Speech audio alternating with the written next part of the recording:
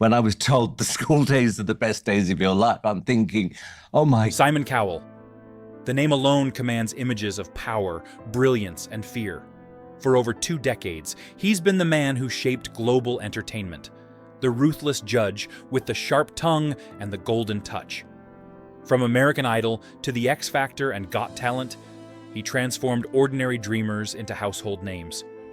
But behind that confident smirk and the perfectly tailored suits lies a man haunted by pain, loss, and the scars of a lonely climb. His rise wasn't born from privilege, but from rejection and heartbreak. The man who built empires on his ability to see others' potential spent years unable to see his own. And when the applause fades, Simon's story reveals something deeper, a fragile, wounded heart beneath the armor of fame. A childhood starved of affection. Simon Philip Cowell was born in 1959 in Lambeth, London, and raised in Elstree, Hertfordshire. To the outside world, his family looked picture-perfect. A ballet dancer mother, Julie Brett, and a successful music executive father, Eric Cowell.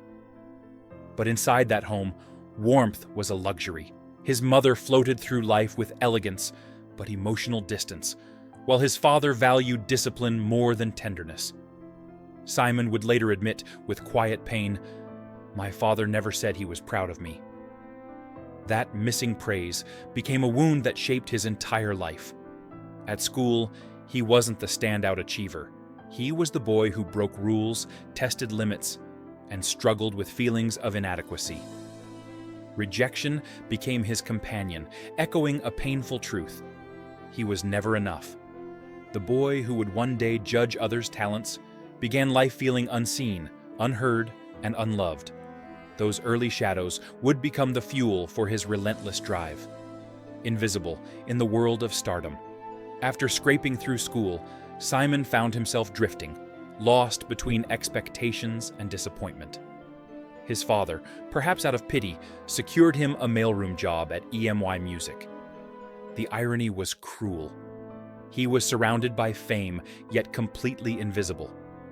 He carried coffee to producers who never learned his name, and sorted letters for stars whose songs defined generations.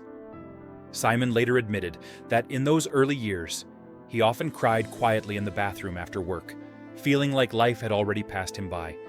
He eventually quit out of humiliation, only to crawl back when the world outside offered even colder rejection. Yet those silent tears became his turning point. From the pain of invisibility, Simon found determination. Every unkind word, every ignored effort, hardened him into someone who would no longer accept being unseen. The boy who once hid in the shadows was beginning to build the armor of ambition that would later make him unstoppable. The fall that forged his fire. In the early 1980s, Simon took his first daring leap into business. With a partner, he launched Fanfare Records, a label that promised him freedom from invisibility. For a brief, glittering moment, success smiled upon him. His artists topped charts, and Simon tasted the thrill of recognition. Parties, flashing lights, and expensive champagne replaced the loneliness of the mailroom. But the glory was short-lived. The market shifted, trends faded, and Fanfare collapsed, leaving Simon with nothing but crushing debt and humiliation. He was forced to move back into his parents' house, retreating to the same childhood bedroom where dreams once died. The tabloids called it failure.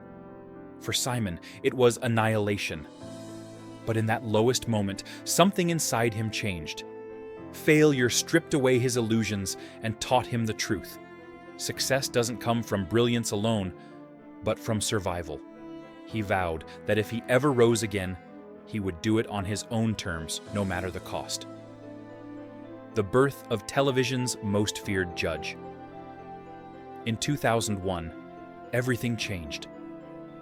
Simon stepped into the glaring spotlight with Pop Idol. Producers doubted him, too blunt, too cold, too brutally honest. But audiences saw something else, truth. While other judges offered polite encouragement, Simon gave unfiltered reality.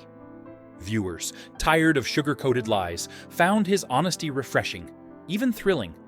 His cutting remarks became iconic, his eyebrow raises legendary. Pop Idol became a cultural phenomenon, and Simon's face was suddenly as famous as the contestants he judged. When American Idol launched a year later, he became a global household name. For millions, he was both hero and villain, the man who crushed dreams and created stars. But what few realized was that behind the sharp tongue was a man who knew exactly what it felt like to be dismissed. Every harsh critique was rooted in experience, a survivor's demand that others fight for success as fiercely as he had. Power, fame, and isolation. By the mid-2000s, Simon Cowell ruled entertainment. With The X Factor and Got Talent expanding worldwide, over 600 million viewers tuned into formats carrying his name. He had become the most powerful man on television, a king of modern pop culture. Yet the higher he climbed, the lonelier he became. The same arrogance that made him famous also made him a target. Tabloids painted him as a villain. Public opinion swung between admiration and hatred, and his personal life began to crumble under the weight of constant scrutiny. Behind the cameras, he was often alone, exhausted, misunderstood, and hollowed out by the very fame he'd once craved. Even surrounded by applause, I felt completely alone, he later confessed. His empire brought him everything he'd once dreamed of: wealth, recognition, and control. But none of it filled the void left by a lifetime of emotional hunger. The scandal that shook his world. In 2013, Simon's life imploded. The news broke that he was expecting a child with Lauren Silverman, the wife of his close friend Andrew. Overnight, the king of television became the subject of global scandal. Headlines screamed betrayal, and former allies turned their backs. The man, who had built a career controlling others' narratives, found himself powerless to shape his own. He admitted quietly, "It was not something I'm proud of." The scandal could have destroyed him completely, but instead it transformed him.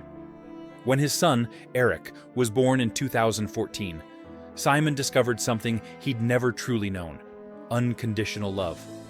He traded late-night meetings for bedtime stories, boardrooms for nursery floors. Friends said fatherhood saved him, grounding a man who had spent his entire life running from emptiness. Yet the pain of betrayal and public humiliation never fully faded.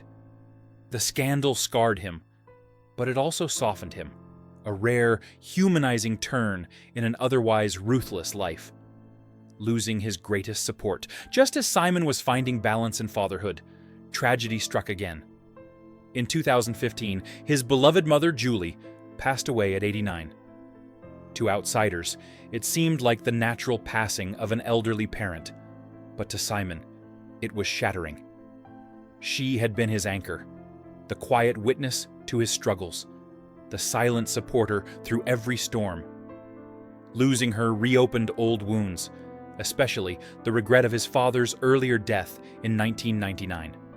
Eric Cowell had never lived to see his son rise from failure to fame, and now both parents were gone. "Losing my mum was the hardest thing I've ever gone through," Simon admitted. For a man who thrived on noise, the silence that followed her passing was unbearable. Success suddenly seemed meaningless. No amount of applause could fill the emptiness left behind. Her death forced him to confront his own mortality and the cost of everything he had sacrificed to become who he was: a broken body, a resilient spirit. In August 2020, Simon's relentless drive met a brutal reckoning. While testing a powerful new electric bike at his Malibu home, he lost control and suffered a devastating back injury. Multiple vertebrae were broken, and he narrowly avoided paralysis. For a man who built his identity on control, the accident was terrifying. Months of recovery followed, long, painful nights of immobility and reflection. It was a wake-up call, he later confessed.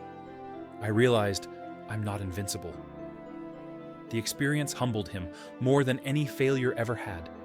It reminded him of what truly mattered: his health, his son, and the small joys he had long ignored.